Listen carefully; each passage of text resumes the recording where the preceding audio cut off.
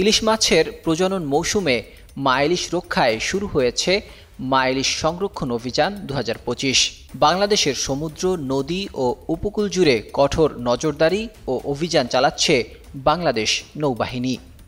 শনিবার থেকে শুরু হওয়া এই অভিযান চলবে ২৫শে অক্টোবর পর্যন্ত, মোট ২২ দিন।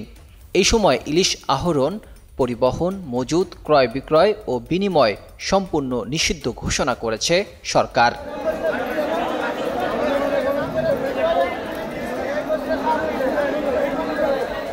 নৌবাহিনী জানায়, সরকার ঘোষিত নিষেধাজ্ঞা কার্যকর করতে ইনএইড 2 সিভিল পাওয়ারের আওতায় দেশের উপকূলীয় ৯টি জেলায় ১৭টি যুদ্ধজাহাজ মোতায়েন করা হয়েছে।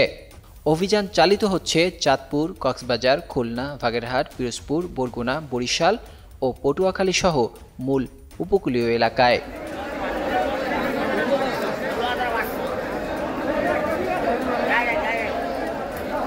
নৌবাহিনীর বিজ্ঞপ্তি অনুযায়ী চাঁদপুর অঞ্চলে দায়িত্বে আছে বনৌজা ধানসিঁড়ি, শহীদ ফরিদ ও এবিএনডিবি গাংচিল। কক্সবাজারে বনৌজা ততন্ত্র, শহীদ মুহিবুল্লাহ, সাগর ও শহীদ দৌলত।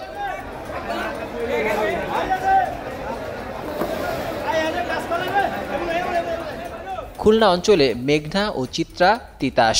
বাগেরহাটে করতোয়া ও আবু বকর, দুর্গম। পিরোজপুর, বরগুনায় সালাম ও কুশিয়ারা। বরিশালে পদ্মা ও চিত্রা, তিতাস। আর পটুয়াখালী অঞ্চলে LCVP 013 জাহাজ মোতায়েন রয়েছে।